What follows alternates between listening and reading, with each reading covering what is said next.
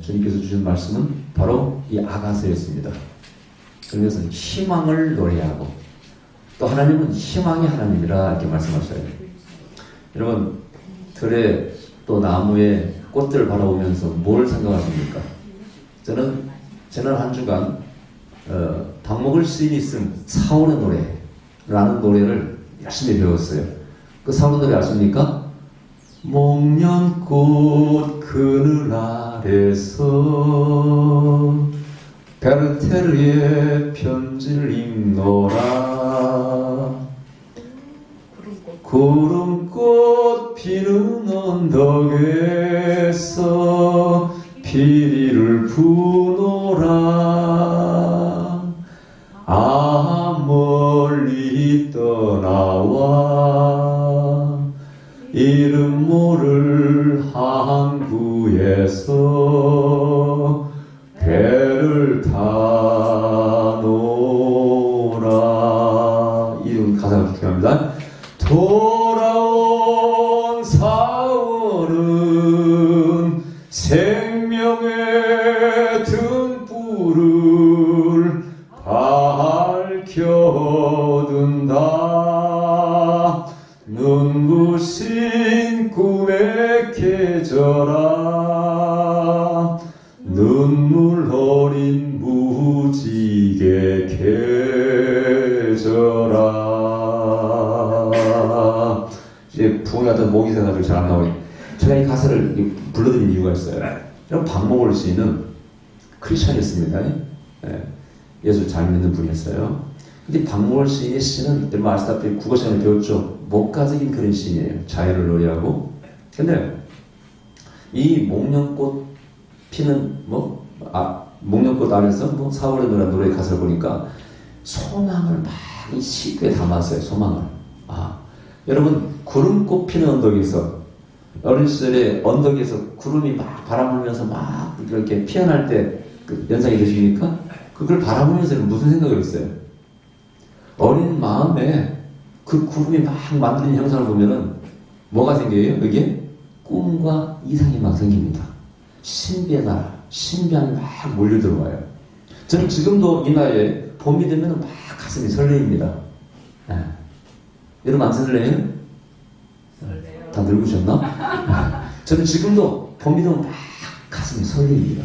그리고 이 가사가 저는 어린 시절에 구름이 만들어질 때 그때 그것이 볼 때 마음의 신비함과 이상한 그런 희망이 막 이렇게 들어오는 그런 경험이 있어요. 그 다음에 또 보세요. 오늘 가사에 보니까 이제 어떤 이유 때문에 이런 분 항구에 있는데 배를 타노라. 이런 배를 타는 목적이 뭘까요? 1번 돈 벌러, 2번 고기 잡으러, 3번 여행 간다는 거. 그럴 수 있지 않겠어요? 그죠? 그 배를 탄다는 건 미지의 세계로 간다 그 뜻이에요. 시인은 거기다 그런 뜻을 담은 거예요. 이런 미지의 세계라는 것은 우리에게 그 자체가 뭘 줘요? 소망을 줍니다. 희망을 줍니다. 여기에서는 못 살았다면 저기는 잘 살아. 베트남에서는 못 살았지만 한국에서는 잘 살아라. 아멘. 뭔가 나라를 건너갈 때 꿈과 소망을 가지고 우리 한국에서도 옛날에 독재가 막 박정희 독재가 심할 때 민주주의의 어떤 꿈과 이상했던 사람이 다 미국 건너갔습니다. 또 가난한 사람이 또 부자가 되려고 돈 벌리고 가게 됐습니다. 그렇게 건너간 사람이 많습니다. 그래서 저 청기도들이 말이죠. 꿈과 소망을 가지고 저 아메리카 땅에 건너갔잖아요. 무엇을 위해서? 신앙의 자유를 위해서. 거기서 내가 마음껏 하나님 믿어보리라. 그리고 오늘날 아메리칸들이 미국의 꿈을 이상을 만들었지 않습니까? 아멘. 자, 그 다음에 또 가사. 이 박목월 시인이 너무 참 존경스러워요. 돌아온 4월은 뭐라고 했어요? 생명의 등불을 밝게 든다. 여러분 생명의 등불이 뭘까요? 여기서 여러분 길거리에 걸어가면서 생명의 등불을 못 봤는데 꽃을 말하는 거예요. 꽃을.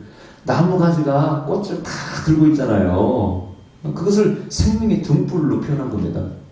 그 생명이 이제 겨울이 지나고 봄이 되어서 죽어 있는 것처럼 보이는 나무에서 가지마다 꽃이 다 피어나오잖아요. 그게 생명의 등불이라고 표현한 겁니다. 그걸 손에 들고 다 우리에게 보여주고 있어요. 그 다음에 또 가사가 뭡니까? 빛나는 꿈의 계절이라는 말 그대로 이해하시면 되겠고, 그 다음에 눈물 어린 무지개 계절아. 눈물이 뭐예요? 여기 다 상처가 있고 피압방 민족으로서 어려움이 상처가 있습니다. 그러나 눈물만 가지고 살아는 게 아니에요. 눈물이 어린 무지개를 가지고 살아. 무지개는 뭐예요? 소년의 희망과 꿈이 무지개입니다. 어렸을 때 비 오고 난 뒤에 비가 그친다는 것이 성경에서 무지개죠. 그죠? 비가 그친다는 것은 장래 너희가 심판이 없다는 것입니다. 구원이 있다는 것이죠. 소망이 있다는 것이죠. 그래서 무지개는 모든 사람이 또 꿈이에요. 빛나는 꿈의 계절라도 꿈이라는 단어가 있습니다만 무지개도 꿈과 소망을 무지개라는 단어로 표현한 겁니다. 무지개 계절아. 눈물 흘리는 무지개 계절아. 그게 4월이라는 겁니다. 여러분 4월이 오면은 첫째 한국 사람들이 옛날에 뭘 건너서 보릿고개를 만나요. 보릿고개. 겨울에 작년에 이제 가을에 농사 지은 거 추수한 것이 다 떨어져가 가난 지번이에요. 그래서 봄에 춘궁기라고 해요. 보릿고개. 보리가 나오기 전까지가 아주 힘들었어요. 그때 뭘 먹었어요? 되게 어려운 사람들은 그 독색이라고 해서 데려가서 팍 털어서 먹기도 하고 심지어 어려울 땐 소나무 뭐 껍질도 벗겨 먹기도 하고. 그러나 보릿고개 지나서 보리가 이제 추수가 되면 그때부터 조금 먹기 시작합니다. 이게 4월이 어려운 계절이라 그냥 못 살 때는 지금이야 뭐 그런 걱정 안 하고 삽니다만은 눈물이는 무지개 계절아. 시인은 그렇게 노래합니다. 이 4월 노래가요 소망과 희망으로 가득 찼어요. 너무 아름다우면서 여러분들 자연을 바라보면서 그런 꿈과 소망을 마음속에 가득 품으시기 바랍니다. 아이고 내 팔자야 내 팔자야. 우리 시절은 돈도 못 벌어오고 나는 인생이 모양이야 생각하지 마시고요. 네. 소망을 품어보라. 오늘 본문의 얘기가 그거예요. 자 오늘 본문을 보십시다. 너무나 아름다운 시 아가스는 여러분 아시다시피 솔로몬이 지었다고 알려져 있고 술람미 여인과 연연지라고 알려져 있죠. 그러나 많은 사람들은 이 한 왕과 한 여인, 한 남자 한 여인의 시 가운데 은유가 있고 이것이 바로 하나님과 우리 인간의 사랑을 노래한 것이다 이렇게 얘기해요. 여러분 하나님은 성경 하나님은 신의 산에서 이스라엘 백성과 계약할 때 그것이 결혼 계약과 후사다 그러죠. 결혼 계약과. 그래서 하나님께서 너희는 나 외에 다른 사람을 두지 말라고 했어. 그죠? 왜? 이 똑같은 얘기예요. 너는 부인에게 너는 나 외에 다른 사람을 두지 말라 그런 얘기고 또 당신은 나 외에 다른 아내를 두지 말라 똑같은 얘기입니다. 또 하나님은 나는 질투하는 하나님이라고 했어요. 그죠? 결코 우상을 만들지 말라는 것입니다. 다른 신을 섬길 수도 안 되고 우상을 만들어서도 안 됩니다. 질투는 하나님. 그래서 부부간에도 마찬가지죠. 남편이 다른 여자를 눈을 쳐다보고 또 아내가 다른 남자를 쳐다보면 질투하게 있잖아요. 그래서 이것이 똑같이 사람의 사랑과 하나님의 사랑은 같다. 오늘 제가 기도할 때 그런 음성을 들려주시더라고요. 이 아가사가 바로 하나님과 우리의 사랑을 이렇게 은유로서 비유로서 노래한 거라 이렇게 말씀하시죠. 자, 그럼 보십시오. 첫 번째, 나의 사랑하는 자가 내게 말하여 이르기를 나의 사랑 나의 어여쁜 자야 일어나서 함께 가자 이렇게 말씀하고 있습니다. 나의 사랑하는 자는 누굽니까? 여기서는 어떤 남자 혹은 여자 또 나의 어여쁜 자는 사랑의 대상. 그러면 우리가 신앙적으로 이걸 해석해 볼 때 나의 사랑하는 자는 누굽니까? 하나님입니다. 그 다음에 나의 사랑 또 사랑 나의 어여쁜 자는 누굴까요? 우리 성도를 가르쳐 말하는 것입니다. 하나님께서 우리를 나의 어여쁜 자라 나의 사랑하는 자 이렇게 말씀하고 있어요. 실제로 얼굴 한번 보세요. 내가 어여쁜 자인가? 외모에 자신 있는 분들은 예 맞아요 나 어여뻐요 하라고 할 수 있겠지 그치? 그러나 외모가 좀 빠진다는 분은 그런 생각 동의할 수 있어요 없어요? 기분 나빠요 나. 그러나 하나님은 뭘 보신다고 했어요? 외모를 보지 아니하시고 중심을 보신다. 할렐루야. 다윗을 이세 아들 8명 가운데 뽑을 때 하나님께서 결코 키나 등치 않았습니다. 그 장남 엘리압 조상에서 7 형제가 전부 다 등치가 크고 잘났지만 하나님께서는 키가 작은 소년 하나를 뽑았어요. 오직 그 마음에 뭘 보고 중심이 믿음을 보시고 뽑았습니다. 성경에 쓰임받은 바울이라는 분은 이 바울이 외모가 못났다고 그럽니다. 응? 외모가 못났다 그래요. 그래서 바울이 뭐라고 했어요? 너희가 나를 보면은 너희 마음 가운데 막 실조가 그랬대. 외모가 너무 볼품없었다는 얘기. 그러나 하나님께서 그런 바울을 불러 쓰십니다. 또 전서에 하면은 여러분 우리가 보는 마리아 상과 같이 마리아는 이쁜 여인이 아니었다고 그럽니다. 대개 보면 마리아 상이 참 이쁘게 인자한 어머니상을 그려져 있죠? 전서에 하면은 이 마리아가 못생겼다고 그럽니다.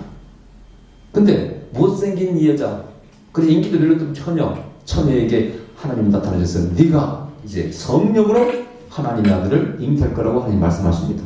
그때 이 마리아는 당황했지만 그러나 믿음으로써 그 성령을 받아들이지 않습니까? 그리고 바로 육체로 오신 하나님의 이제 육체적인 어머니가 되시는 것이 예수님의. 자, 어쨌든 이 얘기는 전설에 불과한 겁니다만 실제는 모르겠죠. 그러나 중요한 것은 하나님은 성경의 많은 곳에서 외모를 보지 않습니다. 성경의 사사 가운데 여자 선지자 드보라가 있습니다. 여자 사사 드보라가 있습니다. 네. 하나님은 여성도 쓰십니다. 아멘. 사사로서 그 당시 어느 시대인지 그 당시 수천 년 전에 바로 그 민족을 이스라엘 민족을 지도하는 여성 지도자로서 드보라를 쓰십니다. 예언자로 쓰십니다. 또 누가 있을까요? 사사 가운데요 사생아도 있습니다. 사생아도 있고 여러 가지 이렇게 인물을 보면요 하여튼 어떤 환경에 처해 있든지 때때로 하나님은 무시해버리고 쓰셔. 예수님의 족보 가운데 나오는 여성들도 결코 떳떳한 여성이 아닌 분도 있습니다. 기생 라합도 있습니다. 또 누굽니까? 다말도 있습니다. 결코 우리가 담을 수도 없는 그런 인물이 성경에 기록되어 있습니다. 이런 것은 결코 하나님께서 외모로 보지 아니하시고 그 사람은 중심을 보시는 믿음을 보시는 하나님이 잘 성경에 그려져 있습니다. 그런 하나님을 믿는 여러분 하나님을 찬양하시기 바랍니다. 할렐루야. 그렇다면은 내가 인물이 빠지고 학식이 빠진다 할지라도 나를 쓰시고 하나님 나를 사랑하시고 나를 바라볼 때 뭐라고요? 어여쁜 자여 나의 사랑하는 자여 그렇게 바라보신다는 거예요. 우리 옆 사람이 한번 선포하세요. 어여쁜 자여 사랑하는 자여 선포하시기 바랍니다. 또 나 자신을 이렇게 나는 어여쁜 자다 한번 선포하세요. 나는 사랑받는 자다. 중요한 얘기인데요. 여기에서 긍정적인 인생이 만들어져. 할렐루야. 내가 누군가에게 사랑받고 있고 누가 날 어여삐 바라보고 있다는 그 사실 하나가 나에게 엄청난 에너지를 줍니다. 여러분 되게 장애를 겪고 이런 분들이 인생에서 그 성공한 얘기를 들어보면요 전부 다 부모의 극진한 사랑이 있었어요. 부모의 극진한 사랑. 그래서 내가 소경이다. 예, 하나님께서 너에 대해서 어떤 섭리와 계획을 가지시고 너를 인도하시오. 네가 소경된 거 이거 물론 비극이지만 그러나 하나님은 분명히 너를 어떤 적재적소에 보내서 어떤 사명을 감당하게 하시고 쓰실 거야. 그런 하나님의 사랑과 섭리를 막 집어넣어줍니다. 그때 그 아이가 그 장애를 극복한 중에 이 사회에 공헌하는 위대한 인물로 바뀝니다. 되게 장애인 가운데 성공한 스토리를 보면 거의 크리스찬이 많습니다. 기독교의 가장 위대한 점은 뭐냐? 끊임없이 소망을 불어넣는다는 거예요. 보세요. 애국에서 노예된 백성들 하나님 끌어내시지 않습니까? 모세를 쓰셔. 모세야 네가 가서 불러내라는 거예요. 이게 가능한 얘기입니까? 어떻게 그 강력한 바로 왕과 그 애국의 군대를 물리치고 이스라엘을 끌어낼 수가 있어요? 못 갑니다. 모세가. 난 말도 둔하고 막 못합니다. 나이도 많고. 야 걱정하지 마. 말 못하냐? 네 형 아론이 말 잘하니까 네 대변인으로 쓰게 할 테니까 데려오고. 하여튼 계속 희망을 집어넣어. 야 모세야 내가 함께 하는데 네가 뭐 나이가 무슨 문제냐. 가서 결국은 모세가 이스라엘을 끌어냅니다. 할렐루야. 소망이 노예에게 소망, 죄인에게 소망, 죽은 자에게 소망, 죽은 자를 살리시고 절망 속에서 소망을 주시는 희망 이야기가 성경에 전부 다 가득 차 있습니다. 절망이 깨트리신 하나님, 소망의 하나님. 할렐루야. 여러분 그런 하나님을 믿는 여러분 자신들이 스스로에게 I'm so blessed. 나는 참 축복을 많이 받았다 생각하셔야 돼요. 저도 개인적으로 하나님께서 나를 이렇게 부르셔서 쓰신 거 너무 감사합니다. 여러분 지난주에 부흥의 제인도 있잖아요. 저기 김포에서 우리 사모한테도 그랬고 저한테도 목사님 또 전화를 주셨더라고요. 부흥이 끝나고 교회가 막 지금 난리래 지금. 어떤 권사님은 예언 은사인가 목사님하고 똑같이 예언한대 지금.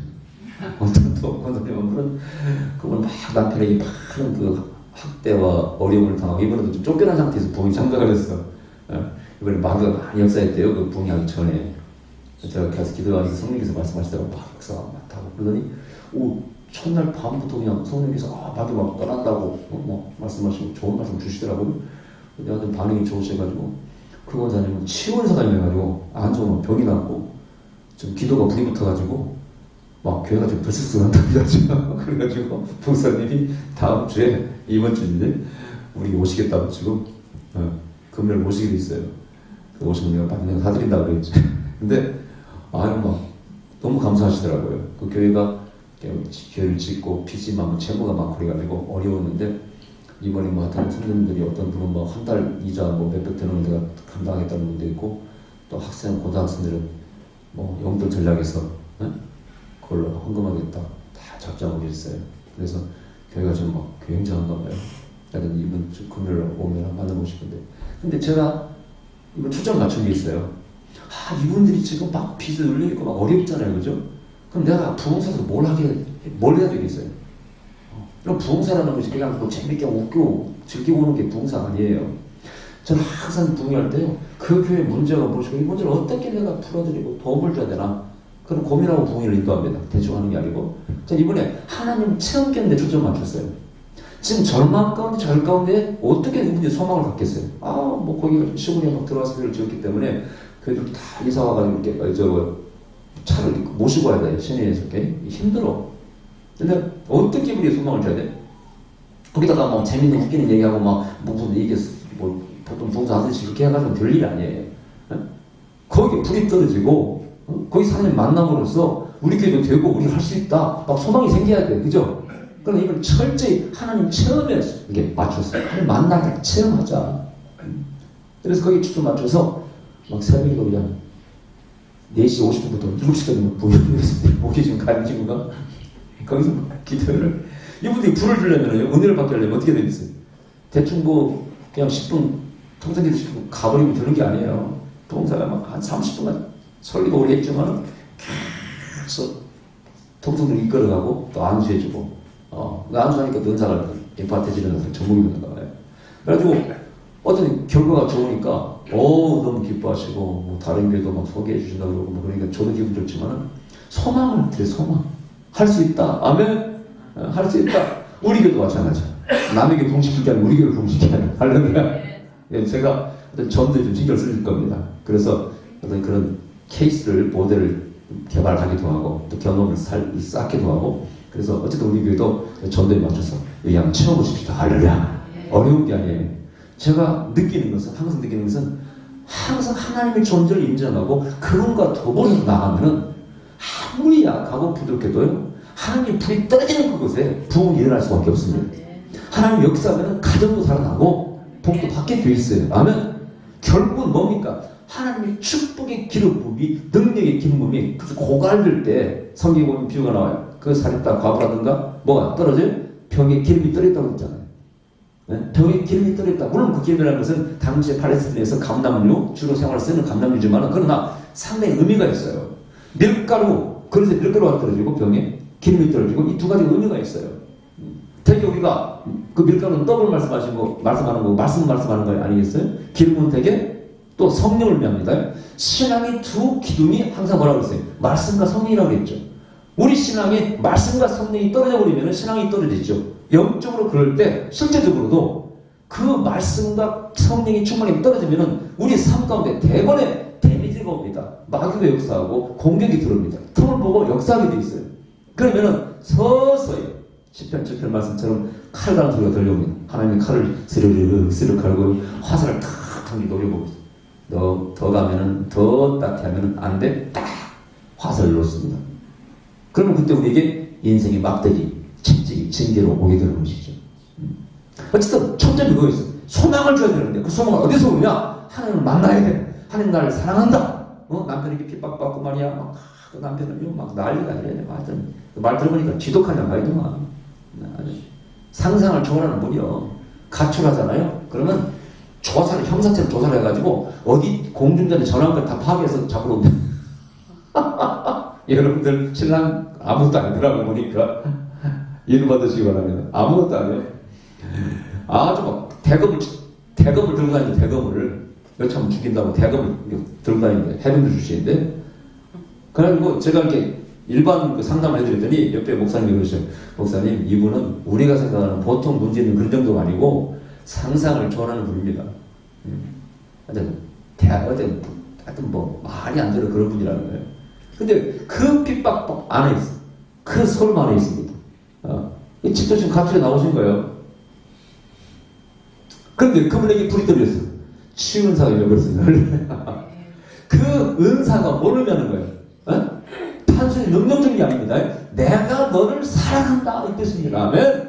여러분 다니엘서 9장 10장을 보면은 은총을 크게 받은 사람 다니엘아, 네가 기도하려고 참나무도 작정했을 때 이미 그것이 하나님께 상달되어서 하나님께 나를 보냈노라 하면서 가브리엘 천사장이 내려옵니다. 어? 은총을 크게 받은 사람 다니엘아, 하나님이 누구를 만나줍니까? 누구에게 은사를 줍니까? 능력을 누구에게 주는 거예요? 하나님의 은총을 받은 사람에게 부어주는 것입니다. 결코 뭐 못생기고 가난하고 얻어맞고 뭐 그런 사람에게 은사를 주는 게 아니고요, 사랑하는 자에게 주시는 것입니다. 아멘. 저는 뭐 솔직히 말씀 항상 드립니다만 기도를 많이 해서 은사를 받은 사람이 아니에요. 기도를 많이 해서 받은 게 아니에요. 말씀드리면 하나님께 사랑받아서 은사를 받았어요. 어려운 어떤 헌신 결단, 그것 때문에 하나님 어여삐 보시고 은사를 주셨지, 내가 뭐 40일 작정되고 금식해서 받은 게 절대 아닙니다. 그냥 열심히 전도서로 일할 때 영웅이 왔고, 또 개척에서 막 몸부림칠 때 은사를 주셨잖아요. 그죠? 근데 그 전에 이미 막 때때로는 집도 팔아서 바치고 막 열심히 짓다는 몸부림쳤죠. 몸부림. 교회도 열심히 봉사했지만 그냥 선물로 받았지 기도만 해서 받은 게 아니에요. 기도 좀 하긴 했지만은. 그러니까 하나님이 사랑하는 자에게 은사를 주시는 것입니다. 여러분 모두를 바울이 못생겨서 쓰신 것처럼, 영감탱이 할아버지 모세를 쓰신 것처럼 외모를 보지 않으시고 하나님께서는 항상 이름을 지켜보셔. 나의 어떤 자야, 사랑한 자야. 그러면서 뭐라고요? 일어나라. 일어나! 함께 가자! 아멘! 잠자고 있지 말라. 놀지 말라. 침실에 있지 말라. 일어나서 빛을 발하라. 이사야서 60장 2절 말씀처럼 일어나라! 요구하십니다. 할렐루야. 여러분 성경의 사상은, 가르침은 우리를 소금과, 예수님께서도 뭘로 표현했어요? 빛으로 필요합니다. 소금과 빛의 특징이 뭔지 아세요? 적극적인 거예요. 우리는 성적으로 매를 맞으면서도 소망을 갖는 것이지, 나는 매를 맞고 산다, 나는 이런 팔자 외 모양이냐, 자들과 절망과 살라고 말하지 않습니다. 내가 병들었어도 나는 이제 병들어 죽는다라고 절대 생각하지 말라는 거예요. 이걸 극복하라는 것이죠. 예수님께서 죽은 자를 살리고 병든 자를 고친 것은 절망 가운데 있는 모든 사람을 일으키신 거 아닙니까? 그것이 사업이든지 건강이든지 어떤 절망 가운데 있다 할지라도 하나님은 물렁이 일어나라! 빛을 발하라! 이렇게 말씀하시죠. 할렐루야. 달리라고 소녀야 일어나라. 그분 뜻이 다른 사람들은 전부 다 죽었다는데 주님은 자고 있다고 말씀하십니다. 다른 사람은 절망으로 바라봐 죽었다는 거예요. 아니야! 자고 있어. 달리다금 소녀야 일어나라.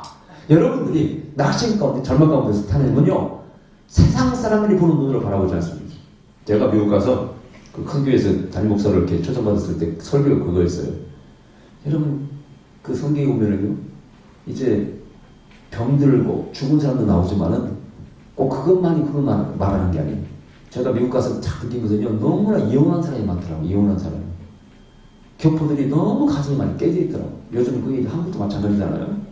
요즘은 뉴스 막 그러는데 이혼한 사람들이 대교돼요. 상처를 많이 안고 있습니다. 얼마나 어렵겠으면 이혼을 하겠어. 생각해보죠. 그 제가 요즘 이제 세상이 그래가지고 어느 교회 나가면 부모님 가면 이혼한 사람이 있어요. 그것도 2번, 3번 이혼한 사람도 있어요. 내가 말씀드렸잖아요. 못된 놈 만나면 1번 이혼하고, 나쁜 놈 만나면 2번 이혼하고, 지독한 놈 만나면 3번 이혼할 수 있고, 더러운 놈 만나면 4번 이혼할 수 있고, 만나면 또 이혼할 수도 있고, 변태 같은 놈 만나면 5번 다 이혼할 수 있고, 그렇게 말씀드렸잖아요.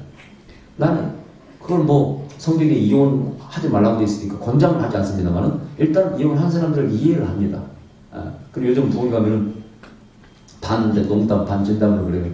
이거 얼마나 복을 받았으면 그렇게 3번이나 이혼하시고 결혼하시죠. 농담하면은 그분이 웃더라고요. 근데 나는 그걸 처지를 이해합니다. 처지를 이해. 왜 어찌하여 그럴 수밖에 없는 사정이 있지 않겠어요? 이미 벌어진 일이고. 그럼 이제 그 다음에 어떻게 돼요? 소망을 줘야 돼요. 그죠? 그 상태에 머물러 있으면 안 되는 것이죠. 당신이 그런 상태에 처했다 할지라도 다른 사람 눈에는 몇 번 일어난 사람, 그러나 하나님은 그렇게 안 보신다니까. 뭐라고요? 일어나라. 그런 처지 있지 말고 일어나라! 말씀하시죠. 아멘. 예? 하나님은 그렇게 안 보셔. 그 속에 장점, 그 속에 달란트, 그 속에 사명, 죽어버린 사명을 일으키시려고 하시는 것이죠. 예. 그래서 그랬어요. 그 설교를 했어요. 하나님은 여러분이 죽었다고 보답니다. 다른 사람들은 당신을 뭐 어떻다 이렇게 과거에 뭐 실수, 죄나 이런 것 때문에 손가락질하지만은 하나님은 절대 그걸 보지 않으시고 뭐라고요? 너는 죽었다 말하잖아. 너는 잔다. 깨어서 일어나면 되는 거야. 사업이 실패했어. 대실패했어. 사람은 죽었다. 누구 아무게 죽었다. 정치에서 추락했어. 죽었다. 그러나 하나님은 죽었다고 말하지 않습니다. 너는 자고 있으니까 깨어서 일어나면 되는 거야. 할렐루야. 여러분 케네디 쿨만이라는 분이 있어요. 미국에. 이분이 능력이 아주 대단한 종이 있죠. 여자분이 있어요. 그분이 전기를 이렇게 삶을 읽으면서 참 은혜를 많이 받았어요. 근데 그분이 실수했어요. 이분이 소녀 때부터 자기 형부를 따라 형부가 목사님의 순회 목사님 텐트 치고 이렇게 부흥 전도하는 그런 텐트 치고 전도하는 순회 부흥사였는데 어렸을 때부터요 10몇 살 때 소년 때 따라가요. 그래서 소년 때부터 형부를 도와서 복음 전도를 합니다. 설교를 해요. 20대 되기 전에. 그리고 그때부터 인기도 있었고요. 은혜도 많이 끼쳤습니다. 근데 어느 날 유명한 부흥사가요. 거기 와서 부흥회에 앉아 있어요. 근데 그 부흥사가 눈이 맞아버렸어요. 결국 그 부흥사는 본 부인과 사모와 이혼하고 이렇게 된 굶어가 살게 되었습니다. 얼마나 많은 비난을 받았겠어요. 생각해보세요. 살고 있는 가정을 깨뜨리고 자기가 살았으니 얼마나 비난을 받았어요. 그러나 둘이 잘 살아요, 이제. 잘 살아. 근데 어느 날 이렇게 된 굶만이 마음속에 어떤 깨달음이 났어요. 내가 이렇게 한 가정에서 아내로 사는 것이 하나님의 뜻일까? 아니면 내가 소년 때 받은 사명이 있는데 복음을 전하고 이 삶이 있는데 사명이 있는데 이것을 이루고 사는 게 좋을까? 기도하다가 아니야. 내게 주신 사명을 내가 찾아가야 되겠다. 남편과 하면서 사는 것 이것이 하나님의 뜻일까? 남의 가정들이 했잖아, 그지? 이미 고민하다가요. 그 남편과 결국은 남편을 떠나서 옵니다. 어디로? 사명의 자리로 옵니다. 그러니까 이제 비난이 더 커졌을까, 나빠졌을까? 더 커졌어요? 남의 가정을 언젠가 깨든 이제는 또 이혼하고 또 다시 복음을 한다니까 사람들이 믿겠어, 그 말을. 근데 그 말이 개의찮아요, 이렇게 된 그 말이. 그러면서 막 기도하면서 다시 사명의 자리로 돌아옵니다. 그런 그 말이 그랬어요. 나는 남편을 내가 미워해서 이혼한 게 아니고 사랑하지만은 내 사명을 위해서 떠나왔다고 고백합니다. 어쨌든 그래가지고 결국 이렇게 하는 걸 기도하다가 능력을 받게 돼요. 그전에는 지원사는 없었어요. 근데 그 떠나온 사람들의 손가락질 받는 그러나 하나님을 사랑하고 사명을 감당하기 위해서 돌아온 이 케네디 쿨만을 하나님은 버리지 않습니다. 사람들은 다 언론으로 모든 말을 비난하고 있습니다. 그러나 하나님은 버리지 않아요. 그리고 뭘 줘요? 치유에 있는 은사를 주어버립니다. 많은 사람이 그 집회가 치유받고 그 영적인 기름이 누구에게 흘러가요? 베니 목사에게 흘러갑니다. 베니 목사가 은혜 받으러 케네디 쿨만의 소문을 듣고 갔다가 교회가 문 열기 전에 밖에서 줄서 기다리다가 불을 받았어요. 떨기셔. 네. 그리고 거기서 성가대로 봉사하고 기름불 받아요. 그렇게 흘러갑니다. 그런 걸 보면은 하나님은 정말 외모를 보지 않고 어떤 형편은 일어나! 함께 가자. 이게 함께가 중요해요. 함께가. 내가 널 도와주겠다. 이 말이에요. 아멘? 제가 기도하는 하나님께서 그러시더라고요. 두 가지를 말씀하셨어요. 첫 번째 희망을 얘기했지만 그 다음에 두 가지는 또 세 가지니까요. 그 중에 또 남은 두 가지는 뭐냐면 이 소망과 희망은 내가 너희 속에 부어넣어주는 거랍니다. 할렐루야. 네가 생각해서 하는 게 아니고 내가 너희 속에 소망과 희망을 불어넣어준대. 그러니까 제가 이 말씀을 듣는 순간 요엘서 2장 28절의 말씀이에요. 하나님께서 만민에게 하나님의 신을 부어준다고 그랬잖아요. 그죠? 그럼 어떻게? 젊은이는 예언할 것이요 늙은이는 꿈을 꿀 것이요 남녀노소가 젊은이나 늙은이나 할 것 없이 모두가 다 꿈을 꾸고 이상을 보고 예언한다는 겁니다.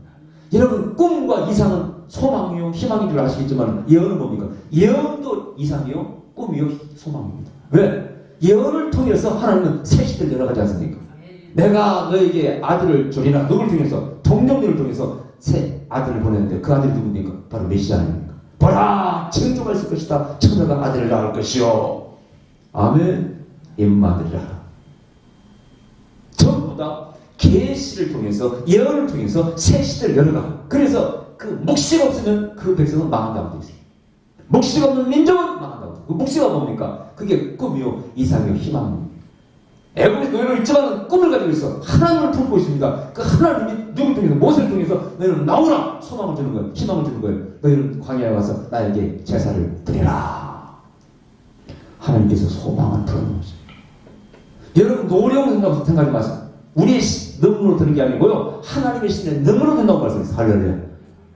자녀가 지혜롭지 못하다, 내가 능력이 없다, 그거 불평하지 마. 하나님께서 능력을 보여주시고 하나님의 소망을, 꿈을 집어넣으시는 거예요.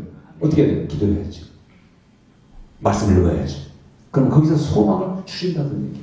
그 다음에 마지막 세 번째는요, 어떻게 그 소망을 이루어가시느냐? 함께 하심으로써, 임마누엘, 함께 함으로써 그걸 이루게 하신다는 말씀하시죠. 너희 혼자는 안 된다는 거예요.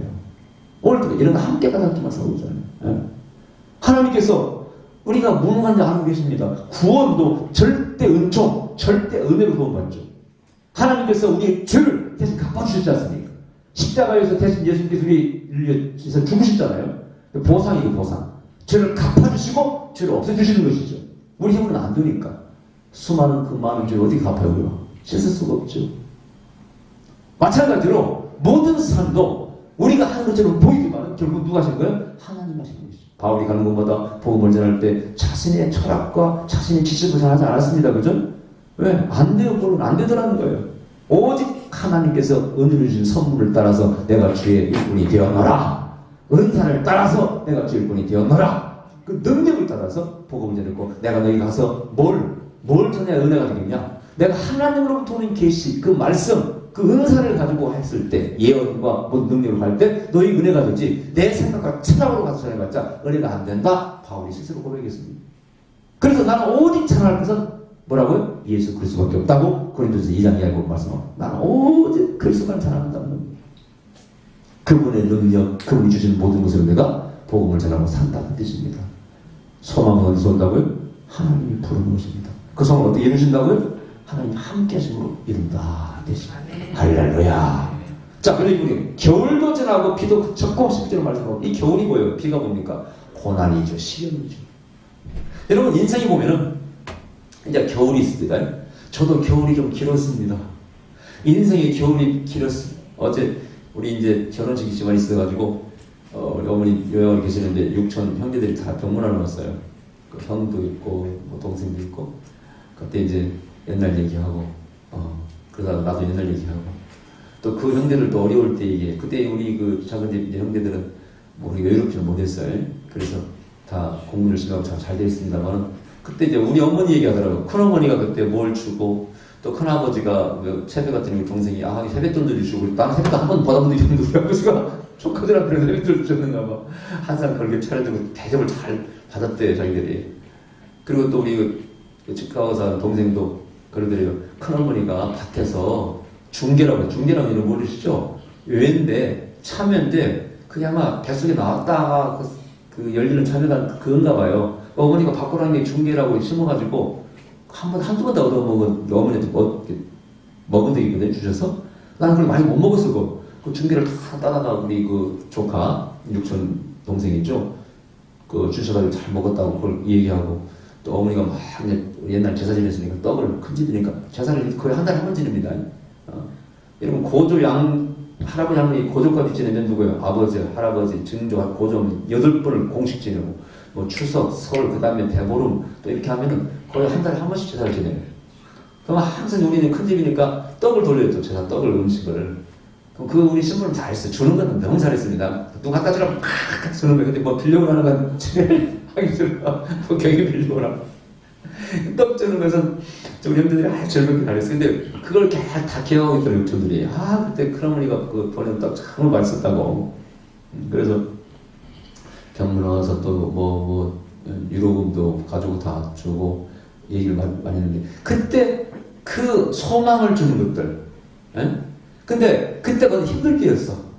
작은 집 힘들었어요. 우리는 그렇게 살았습니다만, 작은 이제 할아버지가 빨리 돌아가셨기 때문에 좀 힘들었어요. 근데 그걸 잘 극복해놔. 그때 누군가의 격려가 필요합니다. 그죠? 그가 바로 겨울 때예요. 그때가 겨울이고 비가 올 때입니다. 인생이 겨울이고 비가 올 때가 있어요. 저도 마찬가지예요. 진짜로 누가 결혼한다, 누가 돌아가셨다, 그 연락 받으면은요, 가슴이 덜컹해서 돈이 없으니까 난 친구한테 가서 10만 원 빌립니다. 그래서 5만 원 교통비하고 5만 원 가서 그러다 우리 사촌 결혼할 때 가져온 데서 돈이 없어가지고 어림도 있어 누구나 힘들 때가 그 겨울이 그 비가 그쳤어. 할렐루야. 왜 그쳤을까요? 1번 내가 노력해서 2번 하나님이 시즌을 바꾸셔서 계절을 바꾸셔서 뭐예요?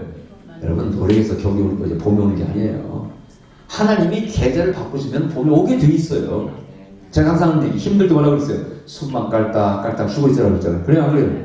절대 죽지 말고 절대 포기하지 말고 숨만 깔딱깔딱 쉬고 있으라. 그 어디서 그런 줄 아세요? 개구리한테 그러면 개구리한테. 개구리가 겨울 오면 깡소에 숨어가지고 숨만 깔딱깔딱 쉬고 있습니다. 개구리가 노력해서 절대 봄이 오는 거 아닙니다. 그러나 봄이 오지 않습니다. 그러면 개구리가 빨딱 튀어나오면 됩니다. 여러분 인생이 그런 겁니다. 내가 힘들 때 그 겨울이 비가 올 때 말이죠. 겨울이 왔을 때 비가 올 때 그때 뭐 하고 있어요? 집에서 그냥 성경에 기도를 하고 있어. 준비하고 있으면 됩니다. 하나님이 시즌을 주셔. 그게 이스라엘 사상의 이스라엘 민족에 하나님이 시즌을 주셔가지고 때가 되면 보세요. 사도행전 2장에 오순절이 이미 이르매 이스라엘 민족은 절기에 따라서 이스라엘 민족이 죄용서도 받고 구원도 받고 그렇게 돼요. 속죄일 때 죄용서 받고 그 희망의 나팔을 불고 이스라엘 민족은 철저히 계절의 축제에 맞춰서 인생을 살아갑니다. 1년을 6월 무슨 절 해가지고 우리도 마찬가지입니다. 여러분 힘들 때 죄 회개하고 기도하고 뭔가 준비하고 가만히 계시기 바랍니다. 아멘.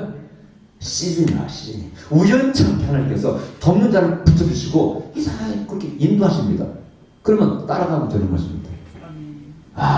근데 이게 보니까 비둘기 어디에 숨었다고 했지? 비둘기를 이렇게 비유했는데 바위 틈 은밀한 어디에? 낭떠러지에 숨어있어. 왜? 거기에 뭐 뱀 같은 동물이 와서 잡아먹을까 봐가지고 거기 숨어있어. 아무도 못 오는 거지. 숨어있으면 안 됩니다. 이제 나와야 돼. 야, 그 낭떠러지에서 은밀한 숨은 곳에 나오라. 내가 널 도와줄 테니까. 내가 널 함께 할 테니까 나와. 그때 하나님의 손을 딱 내미실 때 여러분 그걸 결국 잡아야 됩니다. 아멘. 여러분 성경 보면 귀는 잡아야 돼. 미리암이요. 동생을 갖다가 엽통 발라가지고 갈대상대에 넣어가지고 그게 딱 숨겨놨잖아요. 갈대숲에. 그때 하나님께서 환경을 만들었어. 그래서 애국 공주가 몸이 근질근질합니다. 그러니까 목욕하러 나왔는데 궁중에서 목욕하는 게 아니야. 하나님께서 밖에 나가서 처녀가 말이죠. 나를 향해서 목욕하고 싶어. 여자가. 그래서 나왔잖아요. 그때 킬터리 기를 때 하나님께서 모세를 울려버리잖아요. 그죠? 엉망이 오니까 미리암이 숨어서 야 모세야 하면 안 된다. 또 죽는다. 그게 아니고 울어야 돼. 아멘. 우리가 뛰는 것이죠. 공주에게 귀에 들렸어. 야 누구야 데려가 봐라. 그때 모세가 어떻게 했을까? 엉망이 오다가 빵도 웃을 줄 믿습니다. 너무 귀여워. 잘생겼으니까 인물은. 그때 공주가 마음속에 큰 모세가 일어나면서 내가 얘를 양자로 키워야지. 그때 미리암이 숨어있다가 어떻게 했어요? 뛰어나가라고 시켰나요? 아니요. 그냥 뛰어나가. 그 성경에 뭐라고 되어 있어요? 내가 유보를 구해드리니까 누가 구해달라고 했나? 지가 뛰어나가서 미리암이 내가 유보를 구해주니까. 그래가지고 공주가 그 말을 듣고 그래 어떻게 했어요? 데리고 가서 집에서 몇 살 때까지 기르도록 하라고 해서 결국 모세가 합법적으로 엄마 밑에서 엄마 젖을 먹고 유대교의 그 교리를 배우고 하나님을 배우면서 잘하지 않습니까? 이게 하나님의 역사입니다. 할렐루야. 나와. 울어야 돼. 생각할 때는 울어야 됩니다. 다 숨어서는 안 됩니다. 그죠? 뭔가 액션을 취해야 됩니다. 하려고 해야 됩니다. 그때 하나님의 역사가 일어나는 것입니다. 가라! 땅까지 복음을 전하러 가라. 내가 세상 끝날까지 너희와 항상 함께 하리라. 가야 됩니다. 가야 돼. 하나님 함께 하십니다. 이 4월의 아름다운 계절에 여기 우리 그 옆에 꽃이 탁 피었더라고. 그래서 어제 그런데 사모한테 여보 오늘 예배 드리고 다 저기 들판 가자까지 저 4월의 꽃들을 바라보면서 거기서 신하는 말씀을 생각하고 하는 묵상하는 게 여기서 실내 사는 것보다 훨씬 낫지 않겠어요? 갈까요 오늘? 한강대강 가고 4월에 목련꽃 피는 목련꽃 그늘 아래서 그 가사가 신앙적이고 희망적이고 그 방법을 주는 크리스천이기 때문에 그 메시지 소망을 담아요. 그분이 시를 보면 전부 다 성결과 소망이에요. 성결과 소망. 그래서 여러분 어쨌든 밥 먹고 보십시다. 가려면 가고 하자. 보십시다. 할렐루야. 어쨌든 하나님께 뭐라고요? 희망을 노래라고, 희망을 가져라, 이렇게 말씀하십니다. 기도드립시다. 그러신 우리 아버지 참으로 감사드립니다. 이 봄에 기회를 주심을 감사드립니다. 겨울이 추워도 갔습니다. 그리고 봄은 왔나이다.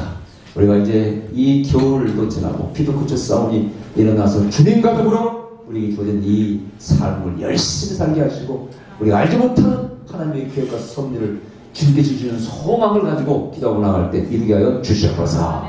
감사하고 우리 주 예수님 이름으로 기도하옵나이다. 아멘.